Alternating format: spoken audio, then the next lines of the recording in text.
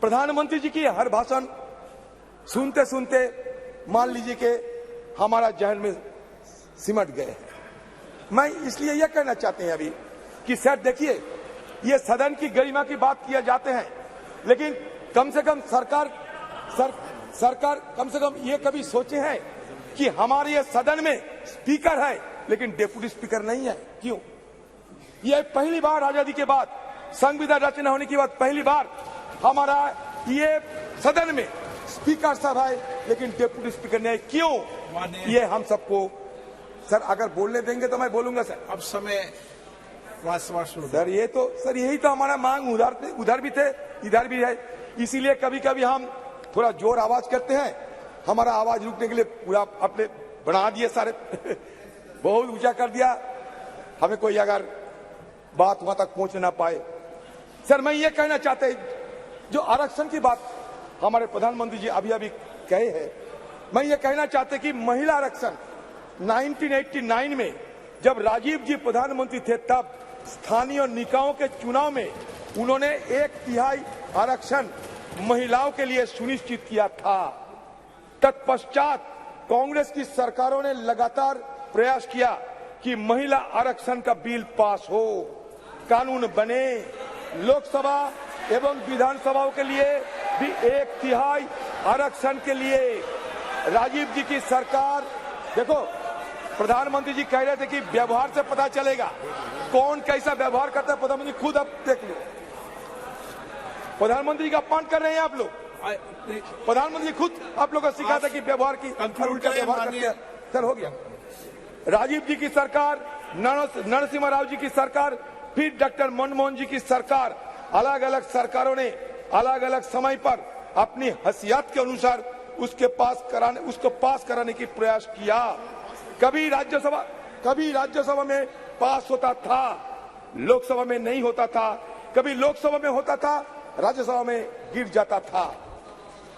Doctor Manmohan Singh की सरकार के वक्त जो ये बिल आया वो आज तक जीवित है, आज तक जीवित है, राज्यसभा में पास हुआ है। हमारी CWC कांग्रेस कार्य समिति की बैठक में जो रेजोल्यूशन पास हुआ, प्रस्ताव पारित हुआ, उसमें ये मांग की गई है कि ये जो आने वाले विशेष सत्र है इसमें महिला आरक्षण की उस बिल को पास किया जाए, पारित किया जाए। ये बहुत महत्वपूर्ण है, ऐतिहासिक है। आपको ज्ञान है कि पूर्व कांग्रेस अध्यक्षा श्रीमती सोनिया गांधी ने पत्र भी लिखा था हमारे प्रधानमंत्री जी को, पत्र लिखा था। हम फिर से उस मांग को इस प्रस्ताव के जरिए दोहराते हैं। अच्छा हुआ सर बात तो बहुत कुछ है। प्रधानमंत्री जी सिंगल दिखा रहे थे, आप बोलना बाद में, अभी बाद में बोले सर। महिला आरक्षण प्रधानमंत्री सिंगल दिखा रहे थे। महिला आरक्षण बिल के समय आज तो स्वागत कर दें आपके, ये सिंगल सदन में स्वागत कर दें आज तो। सर सिंगल दिखा रहे थे सर, ये सिंगल की इतिहास बता देता है last. No sir when India attained, sir ये सुनिए, ये इतिहास सुनिए। When India attained independence from the British, the then Viceroy Lord Mountbatten posed a question to the to-be Prime Minister Jawaharlal Nehru. What is the ceremony that should be followed to symbolize the transfer of power from British to India hand? Sir गृह मंत्री जी clarification देना चाहते हैं sir कृपया अलो कर दिया जाए sir.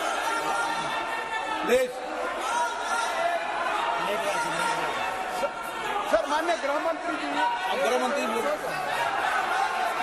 जी मैं माननीय अधीर रंजन जी ने 2 चीजें फैक्चुअली इनकरेक्ट कही है, या तो वो विड्रॉ करे या तो आपने सदन के टेबल पर उसको रखवाना चाहिए।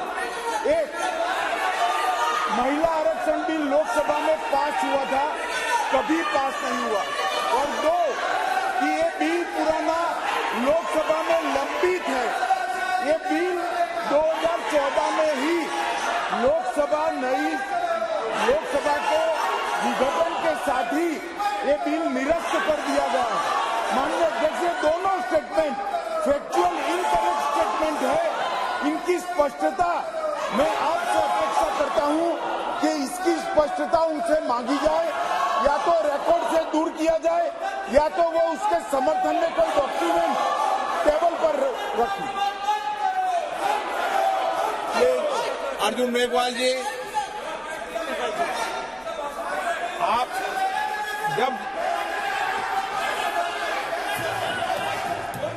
एक मिनट, आप सीट बैठे, आप कंक्लूड कर दो प्लीज, बेटे कंक्लूड करो आप प्लीज। पहला दिन है, इतना बात बोलते हैं पहले दिन में, आप प्लीज अपनी सीट बैठे कंक्लूड करें आप। अधीर रंजन जी धन्यवाद दे रहे हैं। Sir sir sir sir Lord Mountbatten posed a question to the to-be Prime Minister Jawaharlal Nehru. What is the ceremony that should be followed to symbolize the transfer of power from British to Indian hands? Nehru then consulted Raja Gopalachari, commonly known as Rajaji, who went on to become the first Vice of India. Rajaji identified the Chola model, where the transfer of power from one king to another was sanctified and blessed by high rulers. The symbol used was the handover of Sengal or scepter from one king to his successor. A golden scepter was crafted by Bhumidhi Bangaru Chetty, a famous jeweler in the Madras presidency. The makers of the Sengal, Bhimudi Etarajulu and Bhumudi Sudhakar, are living in Chennai. Sir, इतिहास बता रहा हूँ, कुछ नहीं.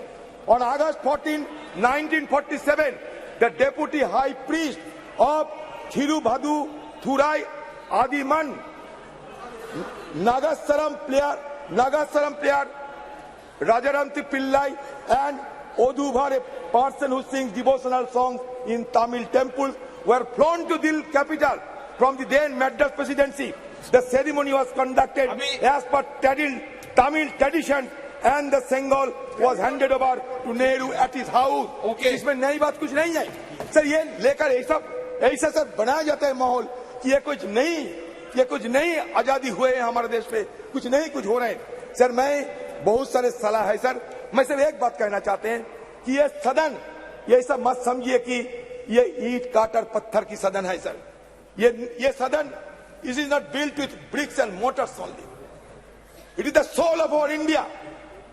The soul which was long suppressed find utterance in the wake of attaining independence.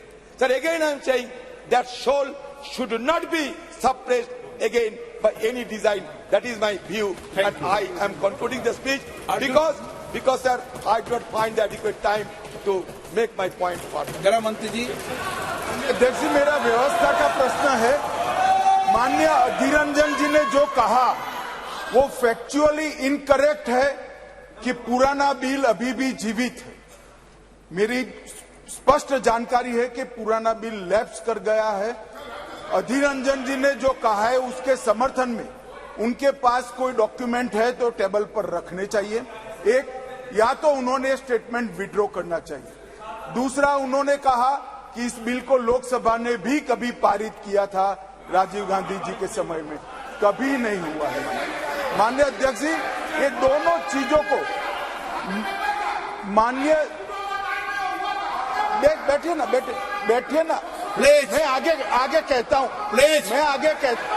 माननीय sir please, आप बैठ जाइए.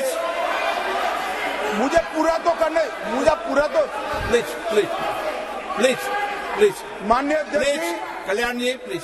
माननीय अध्यक्ष जी, लोकसभा में जो बिल पारित होता है, अगर राज्यसभा उसको पारित नहीं करती है और लोकसभा का कार्यकाल समाप्त होता है तो वो बिल अपने आप लैप्स हो जाता है.